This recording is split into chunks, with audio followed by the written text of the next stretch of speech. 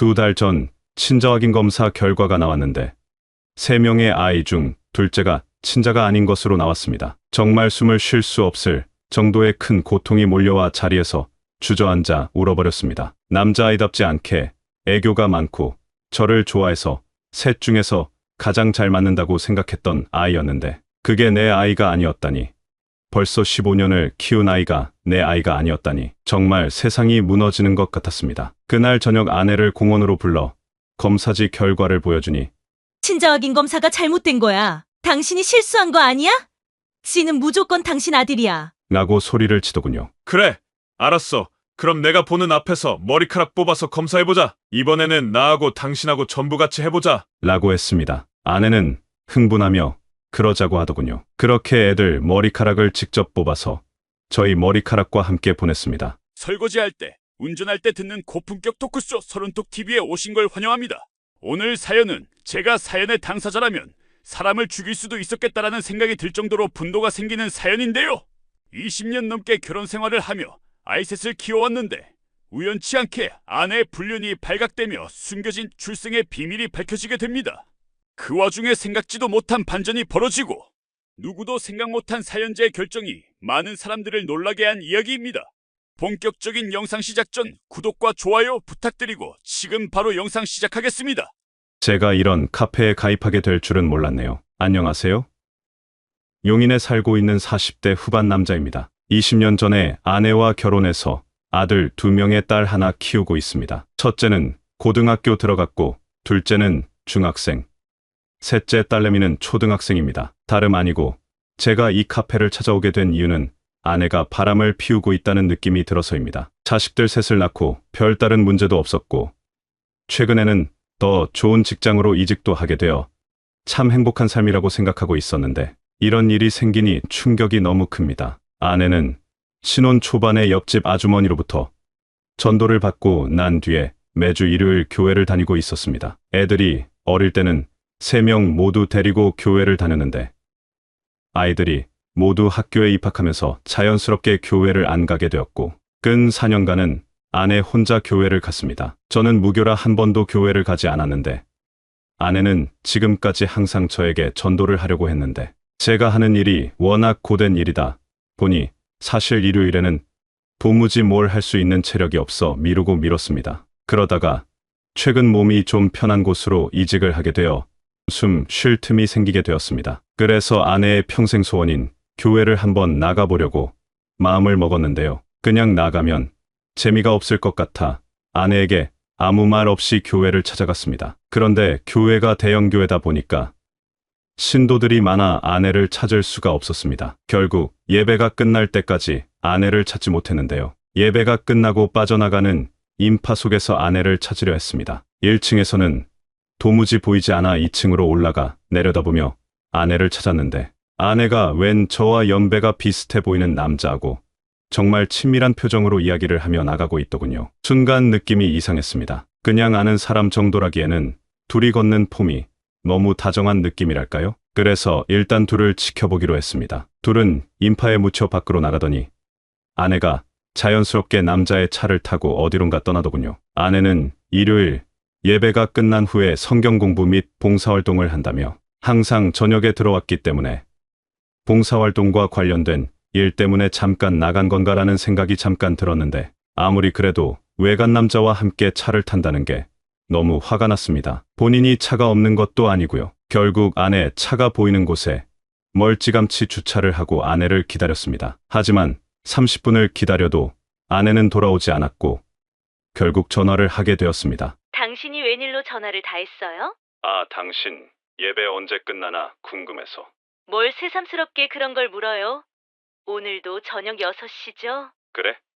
점심은 먹었고? 네, 방금 교회에서 식사했죠? 당신은 점심 먹었어요? 사골곰탕 끓여놨으니까 챙겨 먹고요. 평소와 같은 말투로 평온하게 거짓말을 하는 아내의 목소리를 들으며 정말 끝없는 의심과 불안에 빠지게 되었습니다. 그렇게 1시간, 2시간을 기다려도 오지 않던 아내는 오후 5시가 되어서야 교회 주차장으로 돌아오더군요. 물론 그 중년 남자와 함께요. 일단은 그 중년 남자의 사진을 찍고 돌아왔습니다. 그리고 저녁이 되자 아내가 평소와 같은 모습으로 돌아오더군요. 정말 거짓말을 하는 건가? 아니면 무슨 일이 있었던 건가 싶어서 오늘 교회는 어땠어? 라고 물어보니 봉사활동했던 이야기, 교회에서 점심 먹으면서 들은 장로들 이야기 등등 하루 종일 교회에 있었던 것처럼 이야기를 하더군요. 그래서 오늘 도로공사 때문에 신가로 거리에서 차가 엄청 막혔다던데 당신은 돌아올 때 괜찮았어? 라고 물어보니 아, 그랬어요? 하루 종일 교회에 있다 보니 몰랐네요. 라고 하더군요. 그때 확신이 들었습니다. 아내가 수상하다는 거려. 문제는 다음입니다. 앞으로 제가 어떻게 하면 좋을까요? 아내를 다그치는 게 좋을까요? 아니면 증거를 모아야 할까요? 어떻게 하는 게 좋을지 모르겠습니다. 안녕하세요. 삼삼아빠입니다. 결국 어제 올린 글에 생각보다 많은 분들이 댓글을 달아주셨네요. 정말 감사합니다. 대부분 댓글이 증거를 확실히 모아야 한다 는 조언이었고 일부는 전문 상담을 받아보라 고 하셨습니다. 그래서 오늘 용기를 내서 가족상담센터에 전화했습니다. 처음엔 뭐라고 말해야 할지 몰라 말이 잘 안 나왔는데 상담 선생님이 차분하게 제 이야기를 들어주셨어요. 상담 선생님 말씀은 아직은 확실한 불륜이라고 단정짓기 어렵다는 거였습니다. 교회에서 친한 사이일 수도 있고 봉사활동을 함께하는 사이일 수도 있다고요. 다만 아내가 거짓말을 한 부분은 분명 의심스러운 부분이라고 하셨습니다. 상담사 선생님은 감정적으로 대응하면 오히려 문제가 커질 수 있으니 일단 확실한 증거를 모아보라 고 조언해 주셨어요. 집에 와서 생각해보니 맞는 말 같아요. 24년 동안 함께 살았는데 쉽게 의심하면 안 되겠더라고요. 그래서 일단 모르는 척하면서 증거를 모으기로 했습니다. 우선 제가 생각한 건 아내의 핸드폰이었어요. 예전엔 서로 비번도 알고 그랬는데 언제부턴가 아내가 비번을 바꿨더라고요. 그때는 별 생각 없이 그러려니 했는데 이제 보니 수상쩍네요. 어젯밤에 아내가 씻으러 간 사이 핸드폰을 봤는데 잠금 화면이라 내용을 볼 수가 없었어요. 일단 비번을 알아내야겠다 싶어서 아침에 여보, 핸드폰 비번이 뭐였지? 내가 요금 확인 좀 해볼게 라고 물어봤더니 아내가 갑자기 긴장하는 기색이 보이더라고요. 내가 확인해 줄게요.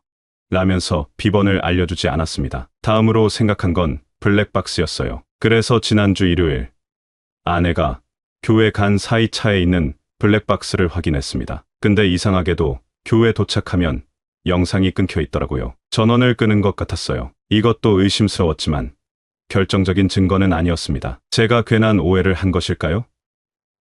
하지만 미심쩍은 부분이 너무 많은 것 같습니다. 좀 더 관찰하고 또 글을 쓰겠습니다. 오늘 아내의 불륜 증거를 찾았습니다. 아내의 증거를 찾기 시작한 지 한 달 만이네요. 손이 벌벌 떨립니다. 교회 갈 때 블랙박스가 항상 꺼져 있어서 퇴근하고 매일 아내의 자동차에 몰래 들어가 블랙박스를 확인했는데 평일에 애들 학교 보내고 광교 수공원으로 가더군요. 그리고는 시동이 꺼졌다가 4시간 뒤에 다시 자동차로 돌아왔습니다. 전화 녹음도 전부 들었습니다. 오빠라고 하는 걸 보니 분명히 남자고 서로 반말을 할 정도로 굉장히 친한 느낌이었습니다. 하지만 그 영상으로는 불륜 증거가 될 수 없다고 해서 좀 더 기다렸는데요. 지난주 가족여행을 다녀와서 블랙박스 설정을 좀 바꿀 목적으로 아내 차에 들어갔다가 정말 충격적인 증거를 발견했습니다. 블랙박스 설정을 바꾸는 도중 자동차 안에서 카톡 소리가 들리더군요. 분명히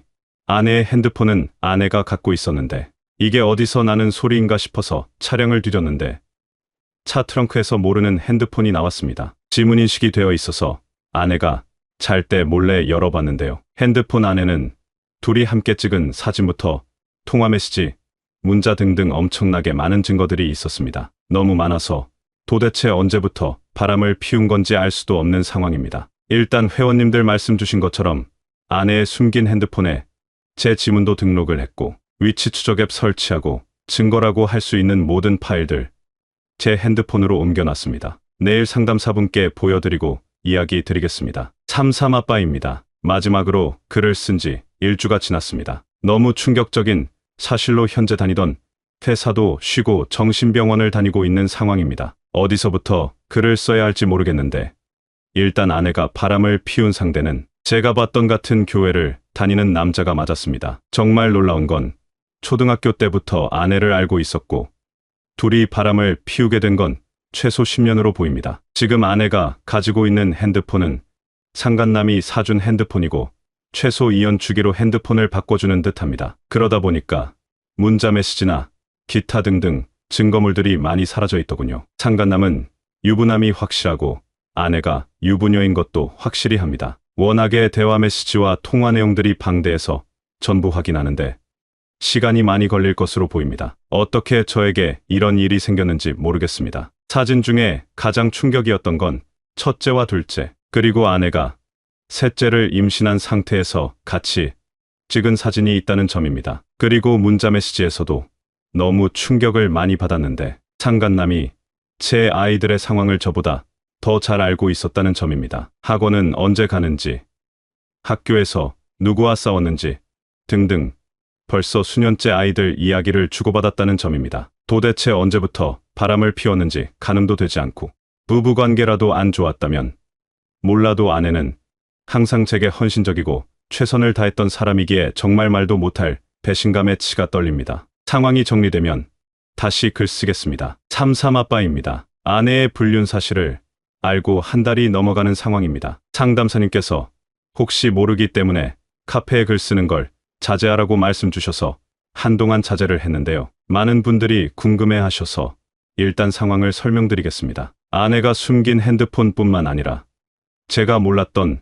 네이버 박스 같은 공유 폴더에서도 증거를 발견하여 분석하는데 시간이 정말 많이 걸렸습니다. 우선 상간남은 아내와 유치원 때부터 알고 지낸 2살 많은 남자입니다. 부모님들끼리도 알고 있는 사이고요. 초등학교, 중학교를 같이 다녔고 잘은 모르겠지만 어렸을 때부터 서로 좋은 감정을 가졌던 것 같습니다. 그러다가 아내가 저와 결혼을 할 때쯤에 재회를 했고 그때부터 수년간 교류를 하다가 불륜을 시작하여 무려 약 15년 동안 불륜 관계를 이어오고 있었습니다. 상간남이 교회를 다니기 시작한 건 4년 정도 되었고 상간남이 교회를 다니게 된 계기도 아내의 전도였습니다. 미친 것들, 하나님의 천벌이 두렵지 않은가 봅니다. 아내라는 여자가 이해가 안 갑니다. 여자친구가 있는 남자를 10년 넘게 만나고 그 여자와 결혼까지 하는 걸 옆에서 봤는데도 불륜을 이어갔다는 게 이해가 안 가고 심지어 그 남자 결혼식도 다녀왔더군요. 정신병자들이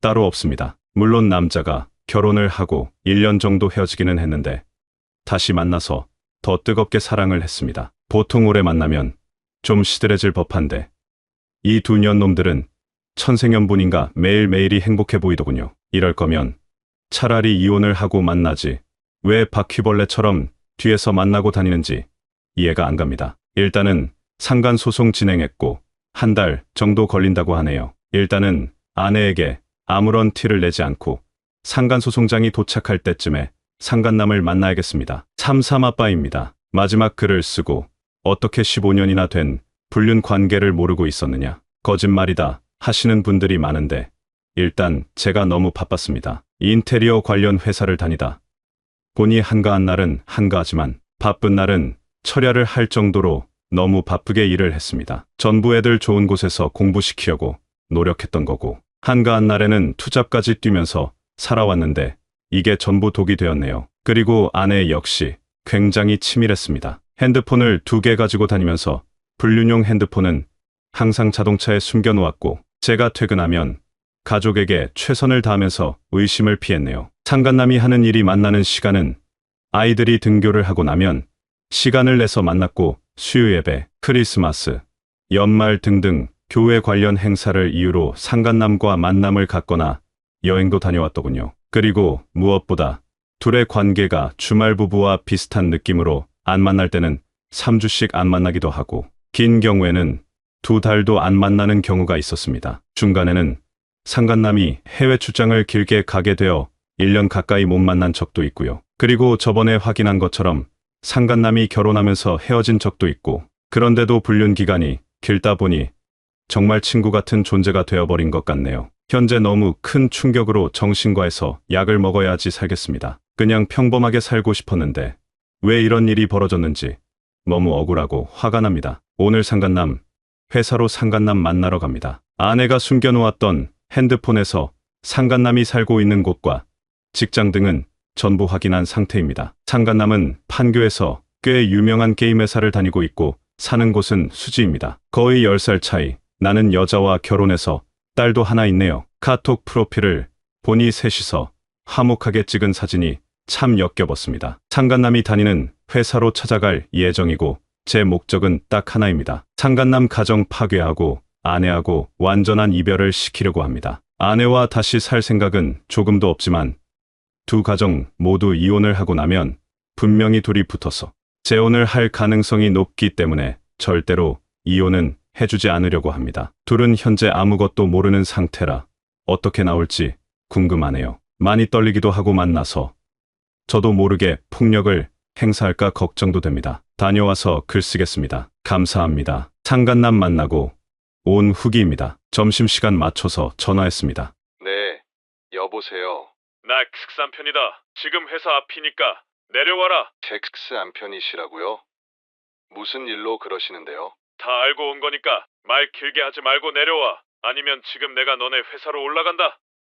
너 텍스 부서에 있는 거 모를 것 같냐? 아, 지금 내려가겠습니다. 어디로 가면 될까요? 지하 주차장 2층이니까 내려와서 연락해라. 그렇게 5분 지났나 정신이 나간 눈빛으로 헐레벌떡 뛰어오더군요. 녹음기 전부 켜고 블랙박스에 찍히게 제 차 앞에서 만났습니다. 세상 예의 바른 새끼더군요. 오자마자 죄송하다 먼 길 오느라 고생하셨다.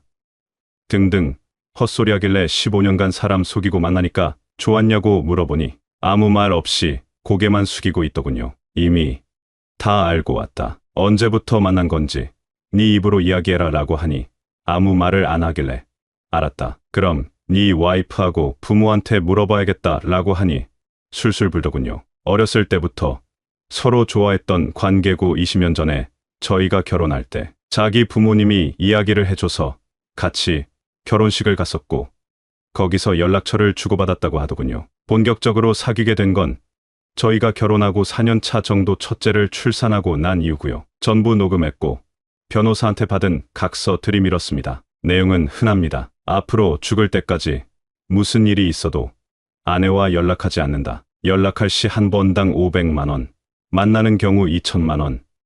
이는 이혼 후에도 지속된다. 뭐 이런 내용이었죠. 그런데 이 새끼가 도장을 안 찍고 망설이더군요. 망설이네. 아직 미련이 있나 봐.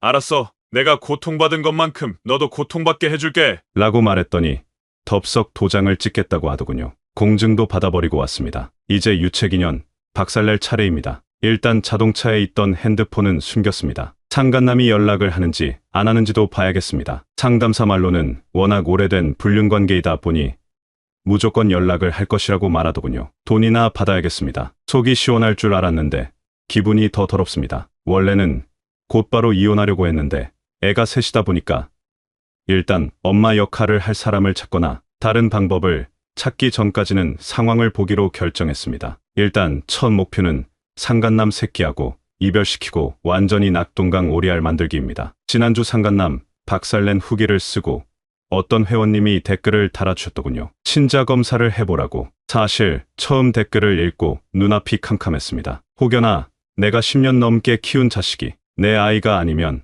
어쩌지라는 생각을 하니 생각만으로 미칠 것 같습니다. 하지만 15년을 불륜할 정도라면 가능성이 없다고는 못하겠어서 일단 친자 확인 업체에 연락을 해놓은 상태입니다. 제 인생이 송두리째 부정당한 느낌이라 너무 끔찍합니다. 상간남 박살 이후 아내는 굉장히 불안해하는 모습입니다. 퇴근하고 제가 누워서 핸드폰을 하고 있으면 자꾸 눈치를 보면서 말을 걸려고 하거나 스킨십을 하려고 했습니다. 그냥 모른 척 받아주고 이야기를 해줬는데 자꾸 쓸데없는 말을 하고 횡설수설하더군요. 아마 없어진 핸드폰 때문에 불안해서 난리인 듯합니다. 그리고 상간남도 갑자기 연락이 안 될 거고요. 아니면 이미 상간남이 다른 핸드폰으로 이야기를 했나 라는 생각도 들었는데 그건 아닌 듯합니다. 그냥 감으로 뭔가 이상하다는 걸 알게 된 것 같네요. 소송장 도착이 연기돼서 일주일 정도 늦게 도착하는 걸로 바뀌었네요. 하법원의 시계는 느리게 간다더니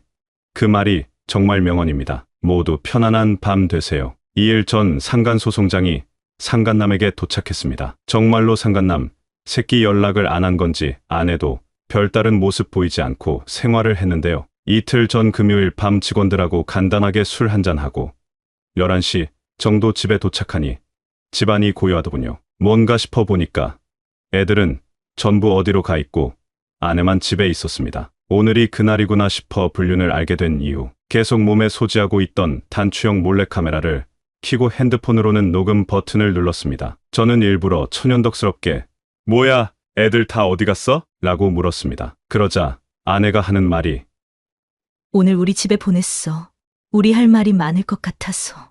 무슨 할 말? 내가 당신 속인 거. 난 아무 말도 안 했는데 왜 갑자기 고백하는 거야? 당신 상간소송장 보냈다며. X가 상간소송장 받았다고 너한테 연락했어? 자기가 정말 잘못했다고 소송 취하하고 협의해달라고 이야기하더라고. 여보, 그런데 그 사람도 결혼을 했어. 상간소송 계속하면 나중에 나도 맞소송 걸릴 수도 있어. 내가 당신 속인 거 정말 잘못한 게 맞아. 그런데 이제 우리 더 이상 안 만날 거야. 그러니까 그냥 합의하고 소송은 취하해주면 안 될까? 그 사람 지금 진급기간인데 상간소송까지 걸려서 제정신이 아닌 것 같아. 정신 나갔네. 네가 지금 그 새끼 진급 걱정할 때야? 15년을 바람을 피우다 걸려놓고 지금 상간남 진급기간이 중요한가 봐. 말 나온 김에 나 하나만 물어보자. 15년을 바람 피울 거면 그냥 이혼을 하고 그 새끼랑 재혼을 하면 되지. 왜 애를 셋이나 낳고 살았어? 이유가 뭐야? 그렇게 그 새끼를 사랑하면 그냥 빨리 이혼을 하지. 왜 사람을 이렇게 비참하게 만드냐고. 나도 모르겠어. 너무 마음이 복잡해. 내가 그렇다고 당신하고 우리 애들을 사랑하지 않는 건 아니야. 알잖아. 지난 시간 동안 내가 얼마나 당신하고 애들한테 좋은 엄마가 되려고 노력했는지. 그냥 나도 내 마음을 모르겠어. 너 그 새끼 결혼할 때도 따라갔었잖아. 그건 도대체 무슨 마음이냐? 나도 나를 모르겠어. 미안해. 정말 할 말이 없어. 그래도 우리 진짜 안 만날 거니까 일단 소송 취하하고 나랑 이야기하면 안 될까? 소송 시작되면 우리 가정 저쪽 가정 전부 돌이킬 수 없을 것 같아. 진심이야. 내가 앞으로 남은 인생 당신한테 전부 헌신하면서 살게. 제발 부탁이야. 됐고, 내가 알아서 할 테니까 넌 앞으로 그 새끼한테 연락하거나 만나다 걸리지 마. 걸리면 바로 그 새끼 와이프하고 직장에도 전부 알릴 거니까 알겠어? 알겠어. 내가 정말 미안해. 아내는 작은 방으로 보내고 혼자 안방에 누워 있는데 참 별의별 생각이 다 듭니다. 이혼을 할 것이라는 결론은 바뀌지 않았지만 저 여자 말대로 지난 20년 가까운 세월 동안 좋은 아내이자 좋은 엄마였던 건 사실이니까요. 문제는 애들입니다. 아들 두 놈은 사춘기의 정점을 지나고 있고 딸내미도 사춘기가 빨리 와서 이혼을 어떻게 받아들일지 걱정이네요. 그리고 내일 친자 확인에 필요한 머리카락 보낼 예정입니다. 제발 하느님, 제발 아무 일 없기를 기도합니다. 삼삼아빠입니다. 오랜만에 글을 씁니다. 마지막으로 글을 쓰고 벌써 3달이 지났네요. 한동안 정신적으로 너무 큰 충격을 받아 병원에 입원을 했고 지금도 심리치료와 정신과 약을 먹고 있습니다. 우선 현재 상황은 아내와 별거를 하고 있습니다. 2달 전 친자 확인 검사 결과가 나왔는데 3명의 아이 중 둘째가 친자가 아닌 것으로 나왔습니다. 정말 숨을 쉴 수 없을 정도의 큰 고통이 몰려와 자리에서 주저앉아 울어버렸습니다. 남자아이답지 않게 애교가 많고 저를 좋아해서 셋 중에서 가장 잘 맞는다고 생각했던 아이였는데 그게 내 아이가 아니었다니. 벌써 15년을 키운 아이가 내 아이가 아니었다니. 정말 세상이 무너지는 것 같았습니다. 그날 저녁 아내를 공원으로 불러 검사지 결과를 보여주니 친자 확인 검사가 잘못된 거야. 당신이 실수한 거 아니야?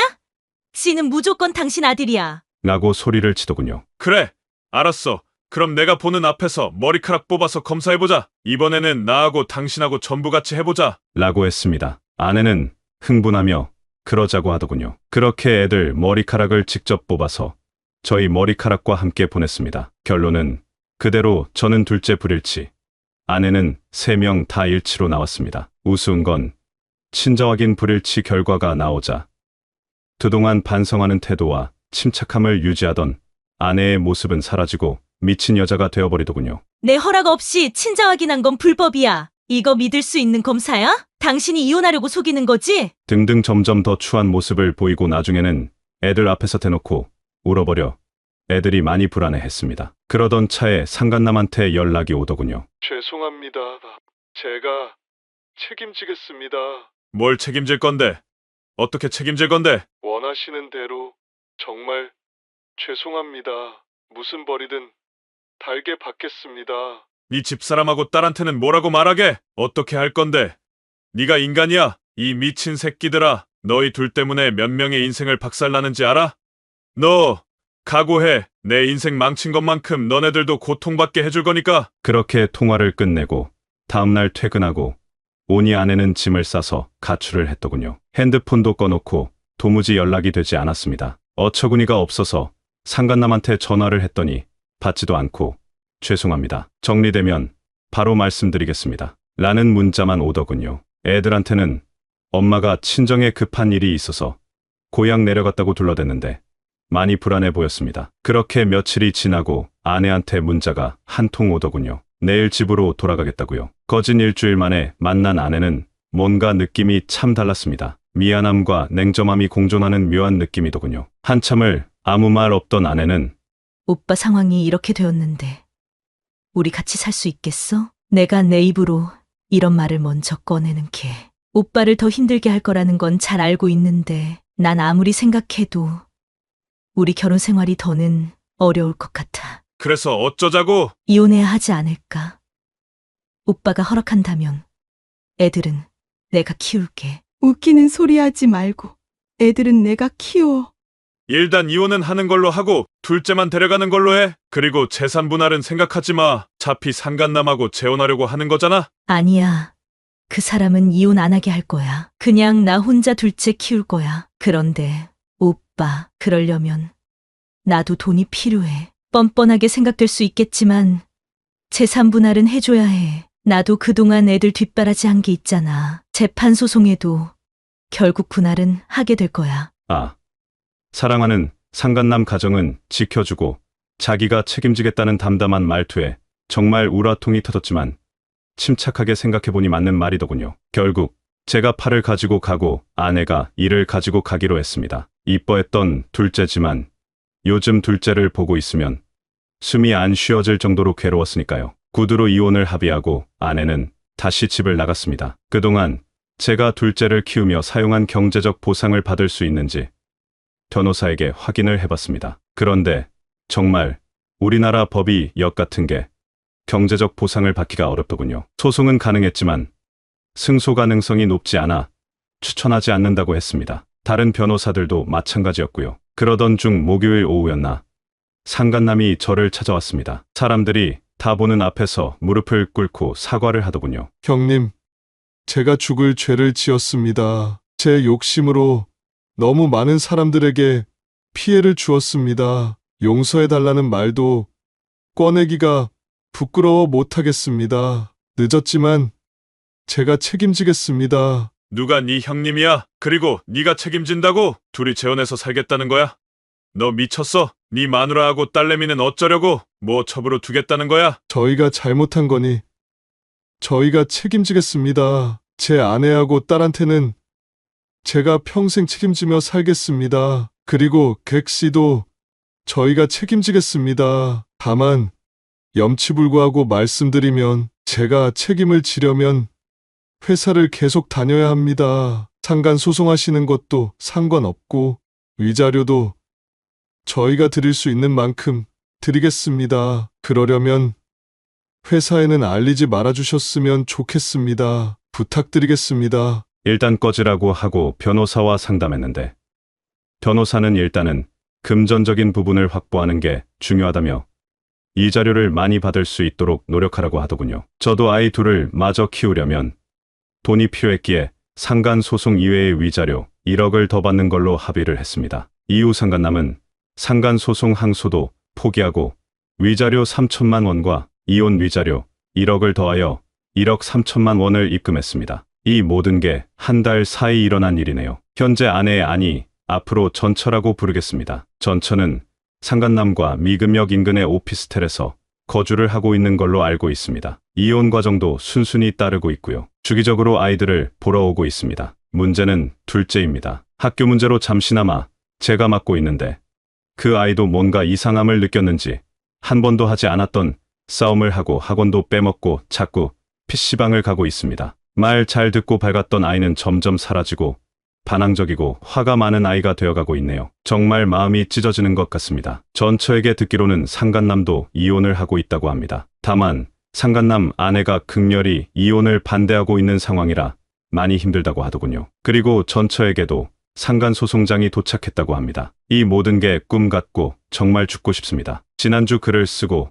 또 충격적인 일이 발생했습니다. 수요일 저녁 회사 업무가 끝나서 주차장으로 걸어가는데 전처가 울면서 제 차 앞에 서 있더군요. 말하기도 싫어서 그냥 차를 타려다가 잠깐 얼굴을 봤는데 얼굴에 멍이 있는 겁니다. 자세히 보니 멍뿐만 아니라 입술도 터져 있더군요. 얼굴이 보기 좋네. 상간남 마누라한테 얻어맞았어? 전처는 그렇게 서서 한참을 울더니 말하더군요. 둘째, 그 사람 아예 아니래. 이건 또 뭔 소린가 싶어서 잠깐 차에 태워 이야기를 했습니다. 듣기로는 둘째를 가질 때쯤 서로 양심의 가책을 느껴 몇 달 헤어진 기간이 있었다고 하더군요. 그때 너무 우울하고 힘들어했는데 그걸 본 중학교 동창이 기분이나 풀자며 나이트클럽을 갔다고 합니다. 거기서 만난 남자와 몇 번 만남을 가졌었는데 어느 날 둘이서 술을 많이 마시고 필름이 끊기고 눈을 떠보니 모텔이었었다고 합니다. 그냥 외로운 마음을 달래려고 잠깐 만났던 거고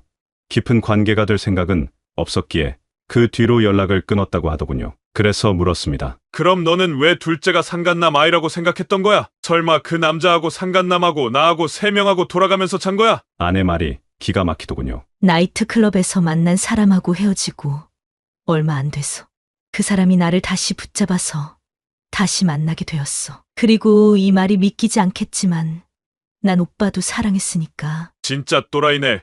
그럼 지금 너 얼굴 이렇게 만든 거 누구야? 아무 말 없이 한숨을 쉬던 전처가 말하더군요. 그 사람이 그랬어. 나보고 꽃뱀이라느니 사기꾼이라느니 욕을 하면서 때리기 시작하더니 자기 짐 챙겨서 다시 집으로 돌아가 버렸어.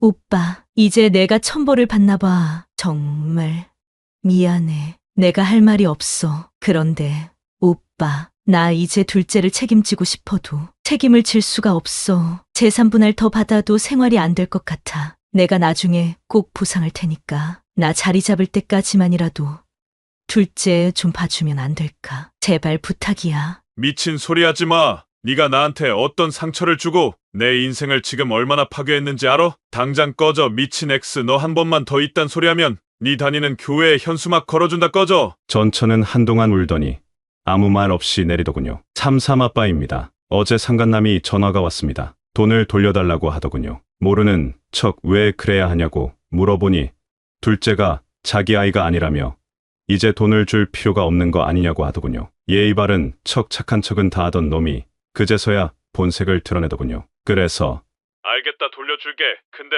처음에 우리가 썼던 합의서 기억하지? 연락 한 번 할 때 500만 원, 만날 때 2천만 원씩 주기로 했던 거 기억하지? 그거 청구할게. 그리고 네가 나한테 돈을 준 건 지난 15년간의 불륜을 사과하고 회사에 알리지 않는 조건으로 합의를 한 거야. 라고 했더니 한숨을 쉬더니 납입한 위자료를 포기하겠다고 하더군요. 아이들은 지금 매우 불안해 보이는 상황입니다. 특히 둘째는 전처한테 무슨 이야기를 들었는지 집에서 밥도 안 먹고 계속 밖으로 겉돌고 있는 상황입니다. 그 밝았던 아이가 저렇게 변하는 걸 보니 마음이 찢어지는 것 같습니다. 저는 어떻게 해야 할까요? 그리고 친생부인의소 비용은 누가 내는 건지도 궁금합니다. 마지막으로 글을 쓰고 벌써 3년이 지났습니다. 그동안 많은 회원님들이 쪽지와 댓글로 어떻게 지내는지 궁금해하셨는데요. 정신과 진료를 받고 심리 상담을 진행하면서 제 고통이 치유될 때까지 카페에 들어가는 것을 피하라는 권유가 있어 의도적으로 카페를 들어오지 않았습니다. 이제는 시간이 지나 많이 치유가 되어 마지막으로 글을 써봅니다. 지난 3년 동안 말도 못할 정도로 복잡한 일들이 많았습니다. 우선 결론적으로 저는 현재 이혼한 전처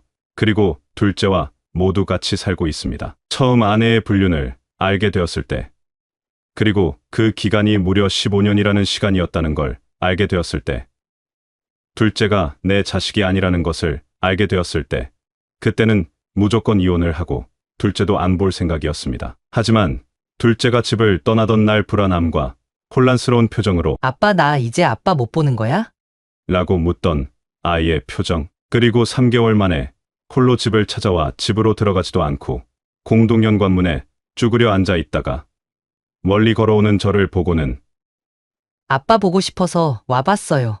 며 서글프게 웃던 아이의 표정을 보며 저는 결심했습니다. 아이를 집에서 재우고 아내가 살고 있는 원룸으로 찾아갔습니다. 문이 열리자 밝았던 여자는 어디 가고 퉁퉁 부은 눈과 산발이 된 머리로 술 냄새를 풍기는 여자가 서 있더군요. 그 여자한테 말했습니다. 부부로서 우리는 실패했을지 모르지만 엄마와 아빠로서는 실패하지 말자고요. 그렇게 우리 5 가족은 다시 하나가 되었습니다. 공부를 잘했던 첫째는 인서울에 성공해서 대학교를 다니다가 휴학하고 조만간 군대를 갈 예정이고 둘째는 열심히 수능을 준비하고 있습니다. 셋째는 여전히 말괄량이네요. 아내와는 요즘 매주 교회를 다니고 있습니다. 하나님한테 물어보고 싶습니다. 제가 한 선택이 정말 옳은 일이었는지요. 아직도 남아있는 배신의 상처는 저를 계속해서 괴롭히고 있고 불안감은 아직도 저를 옥죄고 있습니다. 아내 역시 그걸 잘 알고 있기에 무슨 일이 있어도 힘들다는 말 없이 그저 묵묵하게 아이들을 돌보고 있습니다. 매주 가는 교회에서 아내는 무슨 기도를 하길래 눈물이 고여 있는지 궁금합니다. 아이들이 성인이 되고 난 후에는 어떻게 될지는 모르겠습니다. 그저 지금 바라는 건 저 새 아이들이 행복하게 살기를 바랄 뿐입니다. 3년 전 둘째를 키우기로 마음먹고 쓴 글이 떠올랐어 봅니다. 아이야, 내가 사랑하는 아이야. 우리 인연이 도망치고 싶을 정도로 참 가슴 아픈 인연이구나. 그런데 아이야, 내 아픔 이상으로 괴로운 게 네가 흘린 눈물이라는 걸 알게 되었다. 울지 말아라. 눈물을 그쳐라. 너한테 찾아온 인생의 풍파는 내가 막아주마. 그러니 울지 말고 행복하렴. 예전처럼 평안하렴. 힘든 건 내가 짊어지마. 그러니 너는 최선을 다해서 행복하렴. 오늘 사연은 여기까지입니다.